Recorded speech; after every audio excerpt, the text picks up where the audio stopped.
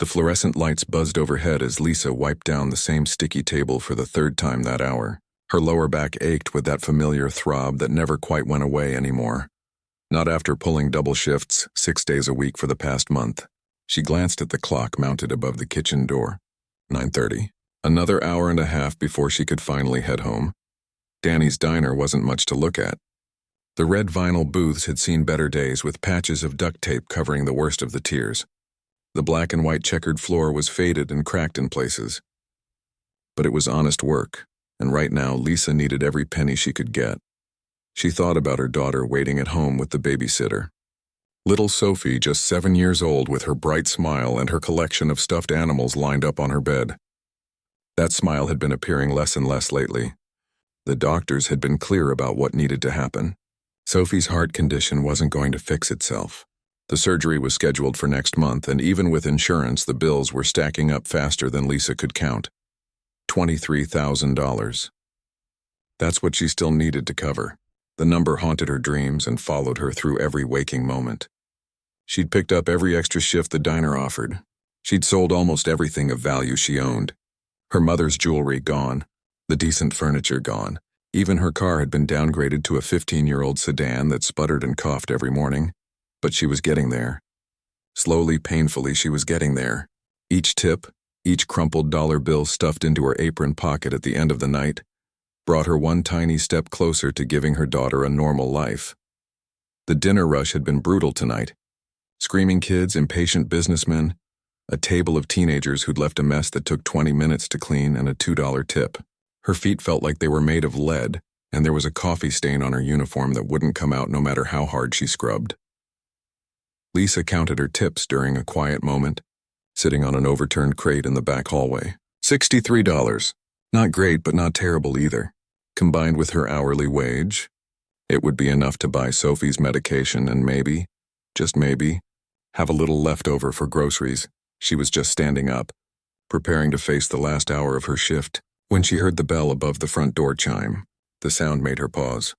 There was something different about it, though she couldn't say what. Maybe it was just her imagination, her exhausted brain playing tricks on her. When she walked back into the dining area, she saw him, an old man probably in his 70s, standing just inside the doorway. He looked like he'd been through rough times. His jacket was worn thin at the elbows, and she could see patches sewn onto patches. His pants were too short, showing socks that didn't match. His shoes were the kind you'd find at a thrift store, and even from across the room she could see the duct tape holding the sole of the left one together. But it wasn't his clothes that caught her attention. It was his eyes. They were kind eyes, the sort that crinkled at the corners like they were used to smiling. Despite everything about his appearance that screamed poverty, he carried himself with a certain quiet dignity. His back was straight, his head held high. From behind the register, she heard her manager, Tom, let out a small sigh of disapproval. She knew that sound. It was the same sound he made whenever someone he deemed undesirable walked through the door. Tom wasn't a bad person, not really, but he ran a tight ship and worried constantly about people who might not be able to pay their bills. The old man seemed to sense the tension. He hesitated for just a moment, then made his way to the corner booth, the one with the worst tier in the seat, the one most customers avoided. He sat down carefully as if he was trying to take up as little space as possible. Lisa grabbed a menu and a glass of ice water. Her feet screamed in protest as she walked across the diner, but she put on her best smile, the one she'd perfected over years of waitressing, the one that said she was happy to serve you even if inside she was calculating how many more hours until she could collapse into bed. "Evening," she said warmly, setting the water down in front of him. "Welcome to Danny's.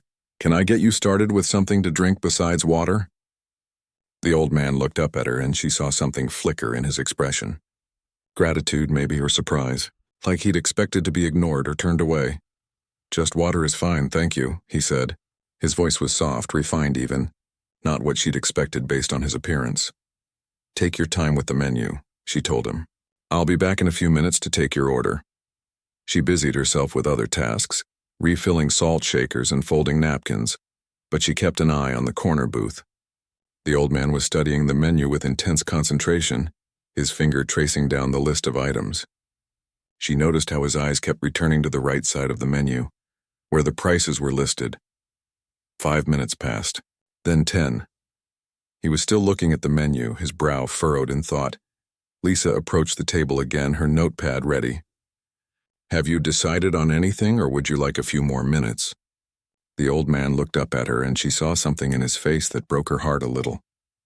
It was a look she recognized because she'd worn it herself plenty of times. The look of someone doing mental math, trying to figure out what they could afford, weighing hunger against the few dollars in their pocket.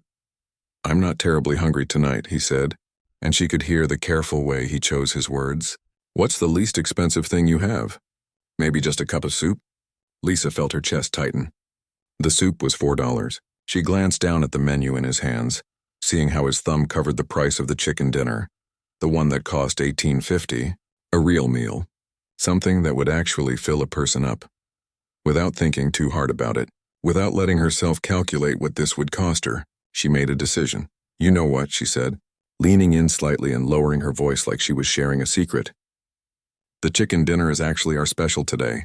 We made way too much in the kitchen, and between you and me, we're just going to have to throw most of it out. It's actually cheaper than the soup right now because we're trying to get rid of it. Comes with mashed potatoes, green beans, and a roll."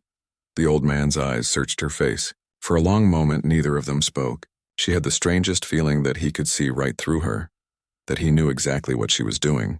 But instead of calling her out on the lie, his expression softened. "That sounds wonderful," he said quietly. "Thank you." Lisa smiled, this time for real, and headed back to put in the order. As she clipped the ticket to the line for the cook, she felt Tom's eyes on her. He'd probably heard the whole exchange. She'd probably have to pay for that meal out of her own pocket. $23,000, she reminded herself. What was another $18.50? The kitchen bell dinged 15 minutes later, and Lisa picked up the plate. She'd asked the cook, Ramon, to make it extra nice. He'd given her a questioning look, but had piled the mashed potatoes high and added an extra piece of chicken without saying a word. Ramon was good people. He understood how things were. Before heading back out to the dining area, Lisa grabbed 2 rolls instead of 1 and placed them on the side of the plate. Then she cut a generous slice of apple pie from the dessert case. Tom would definitely notice that, but she'd deal with it later. When she set the plate down in front of the old man, his eyes went wide. "Oh my," he said softly. "This is quite a lot of food. Like I said, we made too much." Lisa set down the pie next to his dinner plate. "And this pie's been sitting there since this afternoon. Health code says we can't serve it tomorrow, so you'd actually be doing us a favor." The old man's hands trembled slightly as he picked up his fork. "You're very kind." "Just doing my job," Lisa said, but they both knew that wasn't quite true. "Can I get you anything else? More water?" "This is perfect." "Thank you, Miss Lisa. My name's Lisa." "Lisa," he repeated as if memorizing it. "I'm Robert." She smiled and left him to his meal, but she found herself glancing over at his table more than usual. He ate slowly, deliberately, savoring each bite like it was the best thing he'd tasted in years. Maybe it was. She knew that feeling too, from the days when she'd skip lunch to save money, and dinner would taste like the most amazing meal in the world. Between serving her other tables, Lisa kept Robert's water glass full. Each time she came by, they'd exchange a few words. Small talk mostly, but comfortable. He asked her how long she'd worked at the diner. 5 years, she told him. Started as a way to make some extra money, and then it became the main money. "You know how it goes." "I do," Robert said, and something in his voice made her think he really did understand. "You're not from around here, are you?" she asked, noticing the slight accent she couldn't quite place. "No, I'm just passing through. Came to town a few days ago trying to figure out my next move." He paused, cutting another piece of chicken. "Life has a way of surprising you sometimes. One day you think you have everything figured out, and the next day everything changes." Lisa nodded, thinking about her own life, about how quickly things could fall apart. One doctor's appointment, one diagnosis, and suddenly you're drowning in bills and worry. "That's the truth," she said quietly. She had to leave to take care of another table, a couple who were clearly on a first date and couldn't decide what to order. By the time she got back, Robert had finished his meal. Every bite was gone. Even the pie plate was clean except for a few crumbs. "How was everything?" Lisa asked, already knowing the answer from his empty plates. "Absolutely wonderful. Best meal I've had in a long time." Robert folded his napkin carefully and placed it on the table. "Could I trouble you for the check?" Lisa felt her stomach drop. This was the moment she'd been dreading. The moment where she'd have to tell him not to worry about it. Where she'd have to see that look of shame or pride or both cross his face. She hated this part, even though she'd made the choice willingly. She went to the register and printed out the bill. $18.50. She could already feel her manager's disapproving stare from across the room. That was $18.50 that would come out of her tips tonight. Money she'd been counting on. Money that would have gone towards Sophie's medication. But when she looked back at Robert sitting there in his patched jacket and taped shoes, she knew she couldn't let him pay. She just couldn't. Lisa pulled out her own wallet from her apron and counted out a $20 bill. It hurt, physically hurt, to hand it over to Tom at the register, but she did it anyway.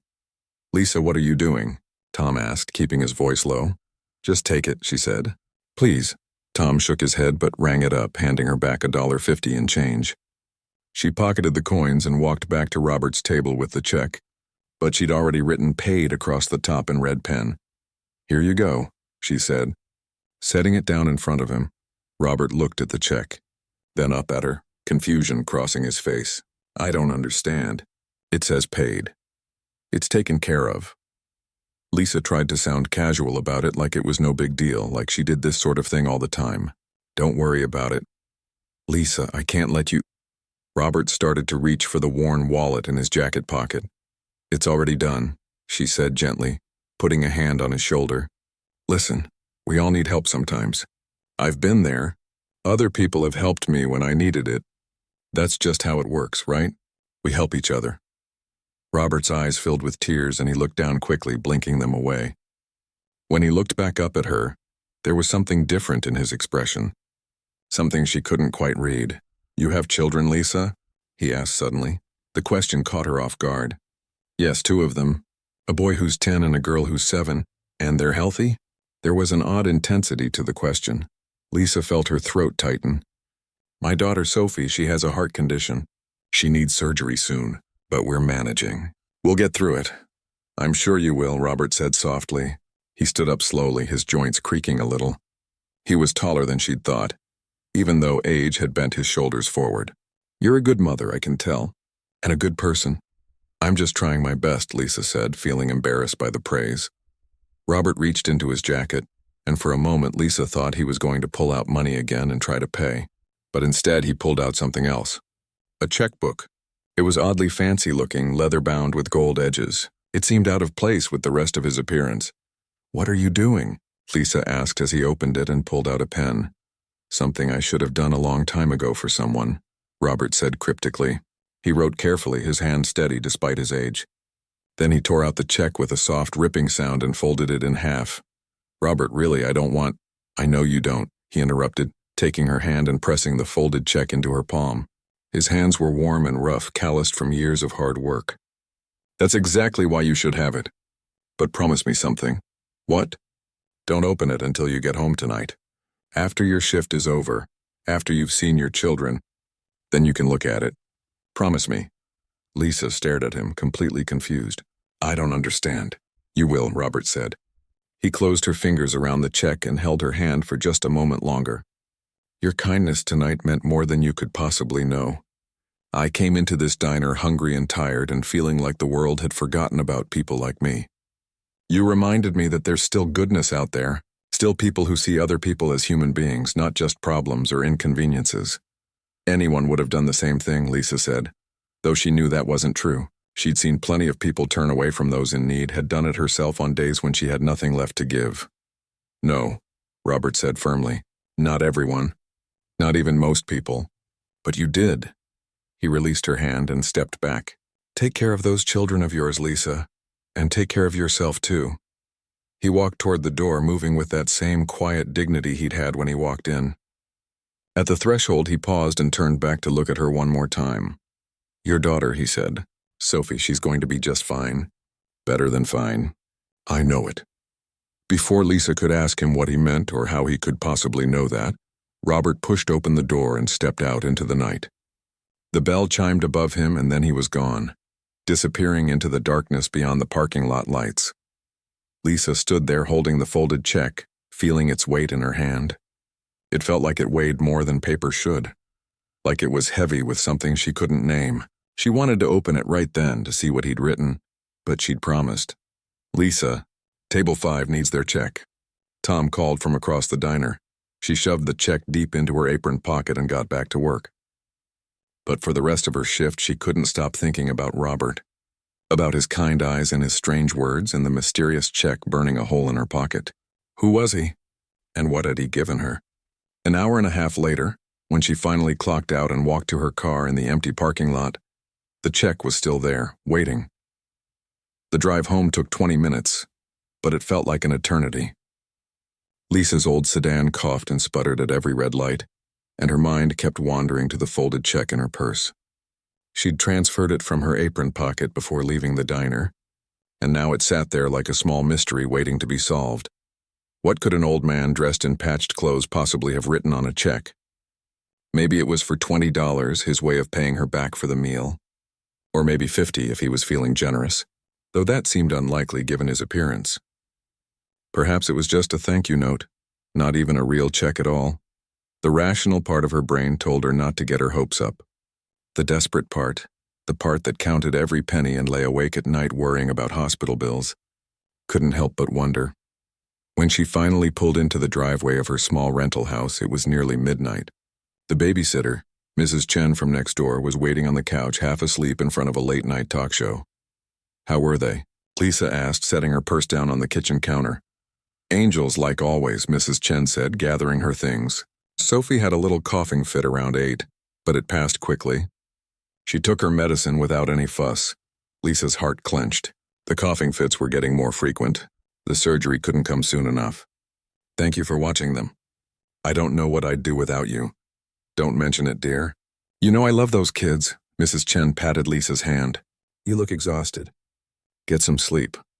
After Mrs. Chen left, Lisa checked on her children. Her son Michael was sprawled across his bed, one leg hanging off the side, his math homework still scattered on his desk. She smiled and pulled his blanket up over him. Then she went to Sophie's room. Her daughter was curled up on her side, her favorite stuffed rabbit tucked under her chin. In the soft glow of the nightlight, Sophie looked peaceful, her chest rising and falling in steady rhythm. Lisa stood there for a long moment, just watching her breathe, sending up a silent prayer like she did every night. "Please let her be okay. Please let me get enough money for the surgery, please." Finally, Lisa went to her own room. She sat on the edge of her bed, kicked off her shoes, and retrieved the check from her purse. Her hands were shaking slightly as she unfolded it under the light of her bedside lamp. When she saw what was written on it, or rather what wasn't written on it, her breath caught in her throat. The check was blank, completely blank, well, not completely. Her name was written on the pay to the order of line in neat, elegant handwriting. Lisa Chen.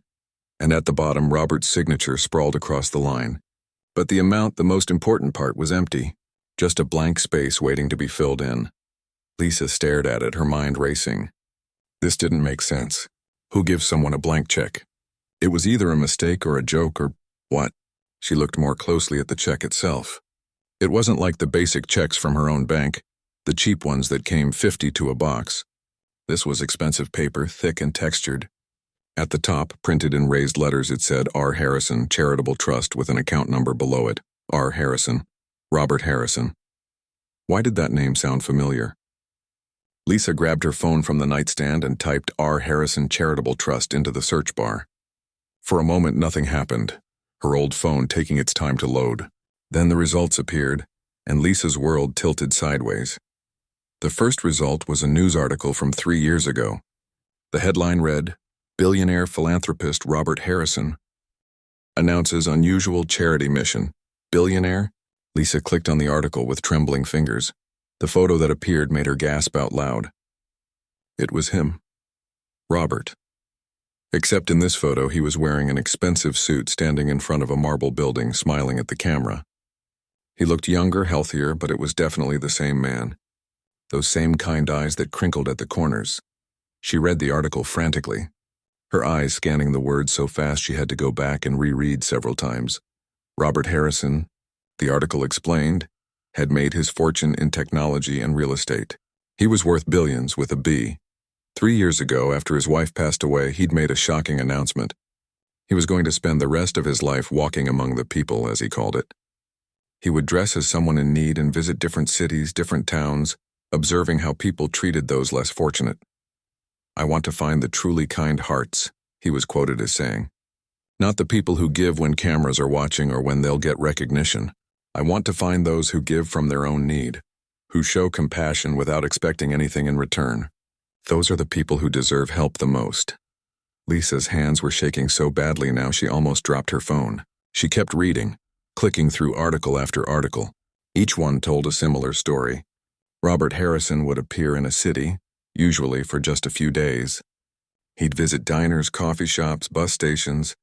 Most people would ignore him or treat him poorly, but occasionally, someone would show him genuine kindness.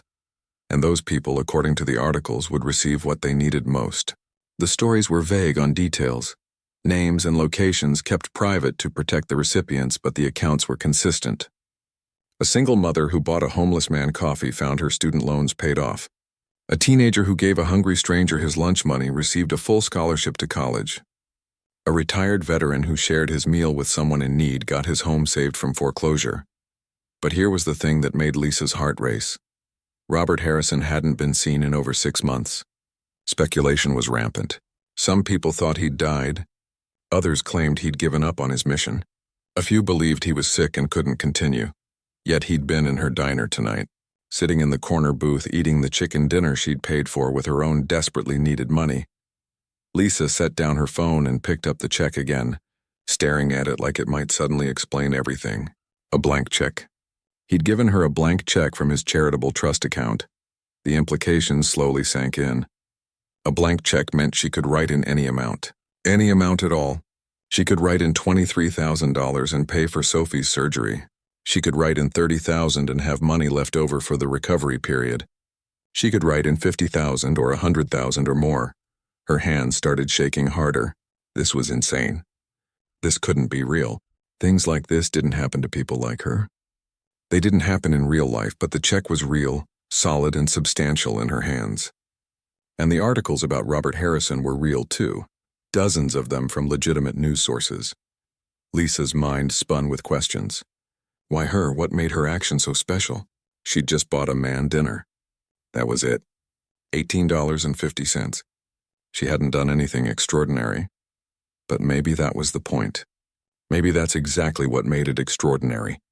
The fact that she'd given from her own need, without hesitation, without expecting anything in return. She thought about what the lawyer or bank would say when she tried to cash this check. Would they even accept it? Could someone actually give a blank check to a stranger and have it be legally valid? Lisa picked up her phone again and searched, "Are blank checks legal?" The answer surprised her. Yes, they were legal as long as the signature was genuine and the account had funds. The person receiving the check could fill in the amount, though banks might be cautious with unusually large sums. But this wasn't just any account. This was a charitable trust, specifically set up for this purpose. Robert Harrison had probably done this before many times. He knew exactly what he was doing. Lisa set the check down on her nightstand and lay back on her bed, staring at the ceiling. Her mind was reeling, unable to fully process what had happened. In the span of one evening, her entire life had potentially changed. She thought about Sophie, sleeping peacefully in the next room, unaware that her mother might have just received a miracle. She thought about Michael and all the things she'd had to tell him no to over the years because money was too tight. She thought about herself, about the constant stress and worry that had become as familiar as breathing. Could this really be the answer? Could one act of simple kindness really change everything? Lisa rolled onto her side and looked at the check one more time. In the dim light, Robert's signature seemed to shimmer with possibility. She thought about his last words to her, standing in the doorway of the diner. "Your daughter is going to be just fine. Better than fine. I know it." At the time, she'd thought it was just a kind old man's way of offering comfort. Now she understood. He'd known exactly what he was doing, known exactly what that check would mean for her family. Tears started rolling down her cheeks, but they weren't sad tears. They were tears of relief, of disbelief, of overwhelming gratitude. For the first time in months, maybe years, Lisa felt something she'd almost forgotten. Hope. She had no idea what the next day would bring, What challenges might come with trying to cash a blank check from a billionaire philanthropist? But tonight, holding that piece of paper in her hands, Lisa let herself believe that maybe, just maybe, everything was going to be okay. Tomorrow she would figure out the details. Tomorrow she would call the bank or a lawyer, or whoever you called about something like this. Tomorrow she would start the process of turning this impossible gift into reality. But tonight, she just held the check close to her heart and whispered a thank you into the darkness. Thank you to Robert Harrison, wherever he was. Thank you to the universe for putting him in her path. And thank you to whatever part of herself had decided to show kindness to a stranger, even when she had so little to give. Sometimes, she thought as sleep finally began to pull her under, the smallest acts of kindness create the biggest miracles. Lisa barely slept that night. Every time she closed her eyes, her mind would jolt awake with another thought, another question, another wave of disbelief. At 5 a.m, she gave up trying and sat at her kitchen table with a cup of coffee, the check placed carefully in front of her like a sacred object. In the harsh light of dawn, it still looked real. The paper, the printing, the signature, all of it legitimate. But filling it out felt impossible, like crossing a line she couldn't uncross. What amount was appropriate? What amount was too much? The surgery costs were clear, $23,000. But what about the recovery time? What about the missed work?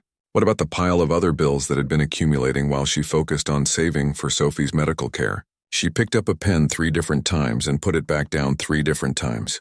Her hand hovered over the empty amount line, but she couldn't bring herself to write anything. At 7, Michael shuffled into the kitchen in his pajamas, rubbing sleep from his eyes. "Mom, why are you up so early?" "You don't have to work today." Lisa quickly tucked the check into her pocket. "Couldn't sleep, honey. Want some breakfast?" By 8:30, after getting both kids fed and Michael off to school, Lisa made a decision. She couldn't do this alone. She needed help, professional help. She found the phone number printed at the bottom of the check and dialed with trembling fingers. The phone rang twice before a crisp, professional voice answered. "Harrison Charitable Trust, this is Jennifer speaking. Hi, my name is Lisa Chen. I have a check from Mr. Harrison and I'm not sure what to do with it." There was a brief pause. Then the voice became warmer, almost knowing. "Ms. Chen, we've been expecting your call. Mr. Harrison left specific instructions regarding your case. Can you tell me, did he give you the check last night?" "Yes, at Danny's Diner, where I work." "Perfect. And the check is signed, but the amount is blank, correct?" "Yes." Lisa's heart was pounding. This was real. This was actually real. "Ms. Chen, Mr. Harrison would like you to come to our office this morning if possible. We're located downtown in the Harrison building.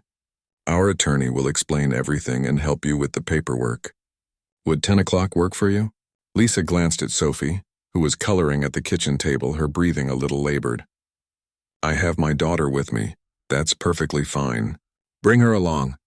Actually, Mr. Harrison would have wanted that. He specifically mentioned your daughter in his notes."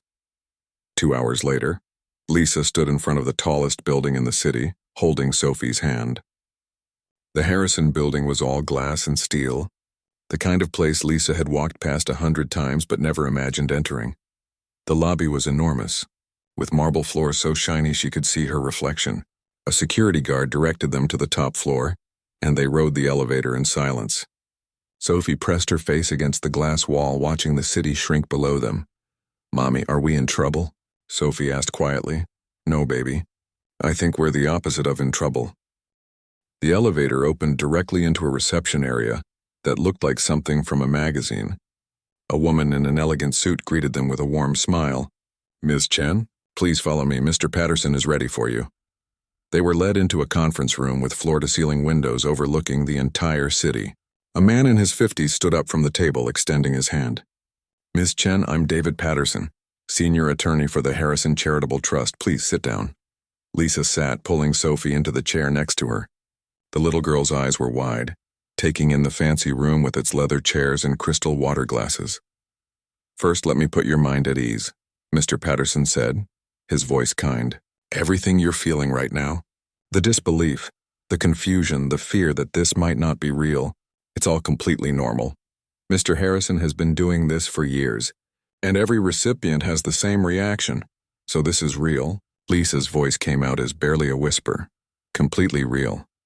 Mr. Harrison visited your diner last night specifically to observe how people would treat him. He's been in your city for a week, visiting various establishments.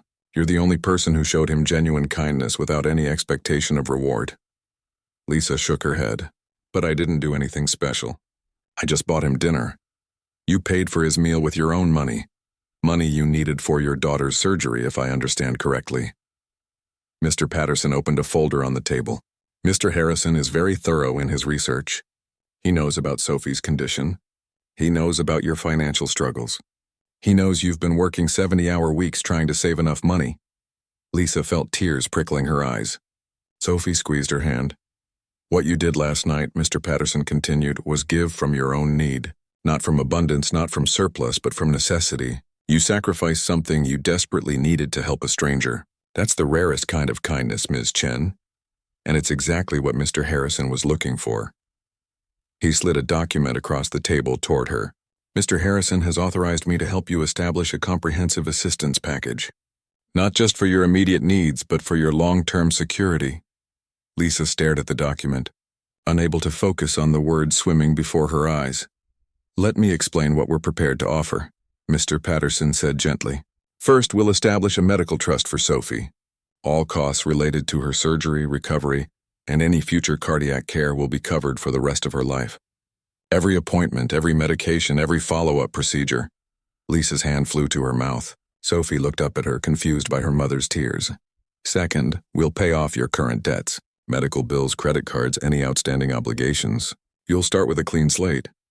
I don't understand, Lisa managed to say. Why would he do all this? Because he can, and because people like you deserve it. Mr. Patterson smiled. Mr. Harrison made his fortune, and he watched how it changed people around him. How people treated him differently once they knew he was wealthy. After his wife died, he decided he wanted to find people who would show kindness to someone who had nothing. Those are the people, he believes, who truly deserve help. He turned to another page in the folder. There's more. We're setting up educational trusts for both your children, full scholarships from kindergarten through college, including graduate school if they choose to pursue it. Books, supplies, everything covered. Lisa couldn't breathe. This was too much. This was impossible. Your mortgage, or in your case, your rent, we understand you're currently renting. Mr. Harrison would like to purchase a home for you. Nothing extravagant, but something safe and comfortable with enough space for your family. You'll own it outright, no monthly payments. Sophie tugged on Lisa's sleeve. Mommy, what's happening? Lisa pulled her daughter close, unable to speak. Finally, Mr. Patterson said, we're establishing an income trust. It will provide you with a modest but steady income, so you won't have to work 70 hours a week anymore. You'll be able to spend time with your children, be there for Sophie's recovery, and not worry constantly about making ends meet. He pushed the document closer. All of this is contingent on one thing. You need to fill out the amount on that blank check. Whatever you write will be deposited into an account we've already set up for you. That money will serve as your emergency fund, your cushion for whatever unexpected expenses might arise. Lisa pulled the check from her purse with shaking hands. I don't know what to write. What's appropriate? What's too much? Mr. Harrison left specific instructions about that, Mr. Patterson said. He said to tell you this. Write the amount that would let you sleep peacefully at night. The amount that would take away your fear of the unexpected. Don't be modest and don't feel guilty. This money exists specifically to help people like you. He handed her a pen. The trust account has $5 million in it currently. Whatever you write, within reason, will be honored. $5 million. The number was so large it didn't even feel real. Lisa looked down at Sophie, at her daughter's pale face and the slight blue tint around her lips that appeared when she got tired. She thought about Michael, about the opportunities he'd missed because they couldn't afford sports equipment or school trips. She thought about the constant fear that had been her companion for so long, the terror of one more unexpected bill, one more crisis. With trembling hands, she wrote on the check, $50,000. It felt like too much. It felt greedy, but Mr. Patterson nodded approvingly. That's a very reasonable amount, Ms. Chen. With your permission, we'll process this immediately. When did Mr. Harrison set all this up? Lisa asked. He was only in the diner for an hour, Mr. Patterson smiled. He called me from the parking lot of the diner at 9:45 last night. Said he'd found someone special and to prepare the paperwork immediately. We worked through the night to have everything ready for you this morning. Can I thank him? Can I talk to him? Mr. Harrison prefers to remain anonymous after his initial contact. He believes gratitude should inspire you to help others, not to feel indebted to him. But I can tell you that he was deeply moved by your kindness. He told me you reminded him of his late wife, who believed that how we treat the least fortunate among us defines who we truly are. Mr. Patterson stood up and extended his hand again. Welcome to a new chapter of your life, Ms. Chen. Sophie's surgery is scheduled for next month. We've already contacted the hospital and upgraded her to the best surgical team in the state. Everything is taken care of. As Lisa left the building an hour later, paperwork signed and arrangements made, she felt like she was floating. Sophie held her hand, skipping a little despite her tired heart. "Mommy, is everything going to be okay now?" Sophie asked. Lisa looked down at her daughter, at this precious little girl who would now get the care she needed, who would now have every opportunity in life. "Yes, baby," Lisa said, tears streaming down her face. "Everything's going to be better than okay." 3 weeks passed like a dream Lisa kept waiting to wake up from. The $50,000 appeared in her bank account within 2 days. She stared at her phone screen for 20 minutes straight the first time she checked her balance, certain the numbers would disappear if she looked away. They didn't disappear. They stayed there, solid and real. The attorney's office handled everything with quiet efficiency. Her credit card debt vanished overnight. The collection agencies stopped calling. The stack of medical bills that had been growing on her kitchen counter were all marked paid in full and filed away. But the biggest change came on a Tuesday morning when Sophie went in for her surgery. Lisa had been terrified. Despite all the assurances from the doctors, despite the fact that the best pediatric cardiac surgeon in the state was performing the procedure, she couldn't shake the fear. She'd spent the night before lying awake, listening to Sophie breathe, praying harder than she'd ever prayed in her life. At the hospital, everything was different from what she'd expected. Instead of the standard ward they'd been scheduled for originally, Sophie was taken to a private room with windows overlooking a garden. The nurses were attentive and kind, explaining every step of the process. Lisa was given a private waiting room with comfortable chairs and real coffee, not the bitter vending machine stuff she'd mentally prepared herself for. The surgery took 4 hours. 4 hours that felt like 4 years. Lisa sat with Michael, who'd taken the day off school, and they held hands in silence, both too scared to talk about what might happen. When the surgeon finally emerged, still in his scrubs, he was smiling. The surgery went perfectly. Better than perfectly, actually. Sophie did wonderfully. Her heart is already showing improved function. Lisa collapsed into Michael's arms, sobbing with relief. Sophie's recovery was remarkable. The doctors said they'd never seen a child bounce back so quickly. Within 3 days, she was sitting up in bed asking for her stuffed rabbit and complaining that the hospital food was boring. Within a week, the blue tint around her lips was completely gone. Her skin looked pink and healthy for the first time in years. "Mom, I can breathe," Sophie said one morning, her eyes wide with wonder. "Like, really breathe. I didn't know it was supposed to be this easy." Lisa cried happy tears and hugged her daughter gently, careful not to disturb her healing chest. 2 weeks after the surgery, while Sophie was still recovering at home, Lisa received another call from Mr. Patterson's office. The house was ready. They'd found a 3-bedroom home in a safe neighborhood with good schools. Nothing enormous or fancy, but it had a small backyard where Sophie could play once she was fully healed. And it was in a neighborhood where kids rode bikes on the sidewalk and neighbors actually knew each other's names. The day they moved in, Lisa stood in the empty living room and just breathed. This was theirs. Actually theirs. No landlord to answer to, no rent payments to scrape together. No fear of eviction if she came up short 1 month. Michael ran through the house, choosing his room, talking excitedly about having space for a real desk for his homework. Sophie, still taking it easy, sat on the floor of what would be her room and smiled bigger than Lisa had seen her smile in years. That night, after the kids were asleep in their new rooms, Lisa sat on the back porch and looked up at the stars. She thought about Robert Harrison, wondered where he was, what diner he might be sitting in, what other life he might be about to change. She wanted to thank him, but she also understood why he'd disappeared. This wasn't about gratitude or praise. It was about something deeper, something more meaningful.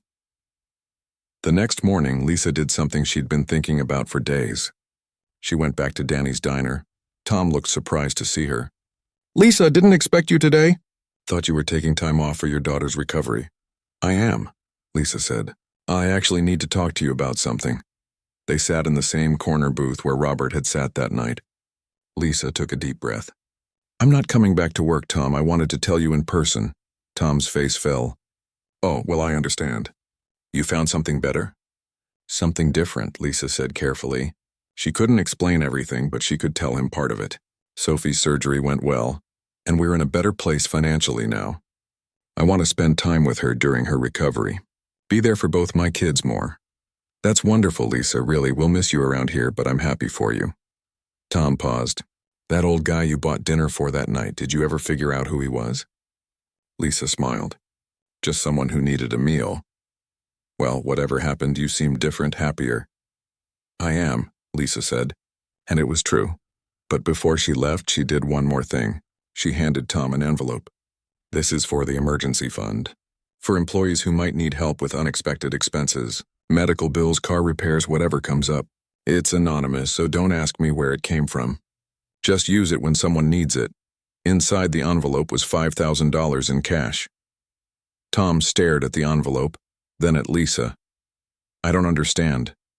"You don't have to," Lisa said. "Just promise me you'll use it for people who really need it. People like I used to be." As Lisa walked out of the diner for the last time as an employee, she felt something shift inside her. Robert Harrison had given her more than money. He'd given her the ability to help others, to pass on the kindness that had been shown to her. Over the next few months, Lisa's life transformed in ways both big and small. Sophie grew stronger every day, her energy returning, her laughter filling their new home. Michael joined the soccer team he'd always wanted to play for, and Lisa was able to attend every single game. The income trust Mr. Patterson had mentioned started providing monthly deposits. Not a fortune, but enough that Lisa didn't have to work herself to exhaustion. She got a part-time job at the local library, something she actually enjoyed, something that let her be home when the kids got out of school. But the biggest change was in how Lisa saw the world. She started noticing people in need everywhere. The elderly man struggling to reach something on a high shelf at the grocery store, the young mother in the park with worn-out shoes and tired eyes, the teenager at the bus stop who looked hungry, and whenever she could, Lisa helped. Sometimes it was buying someone's groceries. Sometimes it was paying for someone's meal. Sometimes it was just a kind word and a few dollars pressed into someone's hand. She never made a big deal of it, never asked for thanks or recognition. She just helped, the way Robert Harrison had helped her. One evening, 6 months after that life-changing night at the diner, Lisa was at the grocery store when she saw a woman ahead of her in line. The woman was carefully counting out coins, trying to pay for a gallon of milk and a loaf of bread. She came up short by $2 and started to put the milk back. "I've got it," Lisa said, stepping forward and handing the cashier a $5 bill. The woman's eyes filled with tears. "I can't accept this." "Sure you can," Lisa said with a smile. "We all need help sometimes. Just pay it forward when you can." As Lisa drove home that night, she thought about the chain reaction that one act of kindness could create. Robert Harrison had helped her. She was helping others. Those people would help someone else. On and on it would go, rippling outward like waves in a pond. When she got home, there was a package on her doorstep. No return address, just her name written in elegant handwriting she recognized. Inside was a simple card. It read, "I've been following your story. Your daughter is thriving. Your son is excelling in school. And you've helped 11 people in the past 6 months. You understood the assignment. The world needs more people like you. Keep shining your light. R.H." Also in the package was a photograph. It showed Robert Harrison, dressed in regular clothes this time, standing in front of another diner in another city.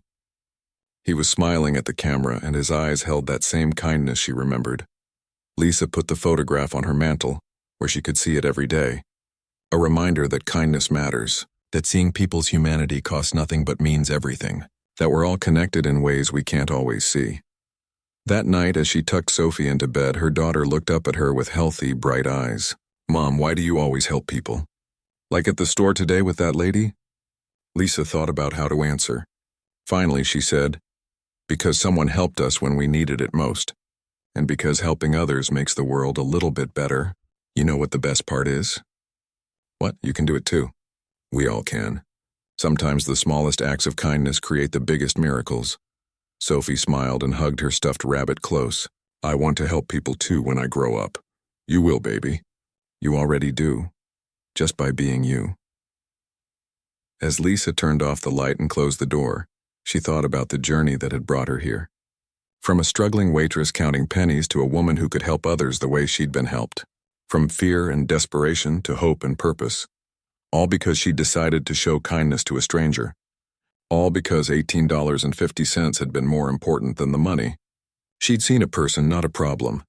And somewhere out there, Robert Harrison was probably sitting in another diner, in another town, waiting to see who would pass the test, waiting to find the next person with a kind heart, and the courage to give from their own need. The chain of kindness continued. Link by link, life by life, one small act of compassion at a time, and that, Lisa thought as she settled onto her couch in her own home with no mortgage and no fear, was the real miracle. Not the money, not the house, not even Sophie's successful surgery. The real miracle was remembering that we all have the power to change someone's life, even when we think we have nothing to give. Especially then.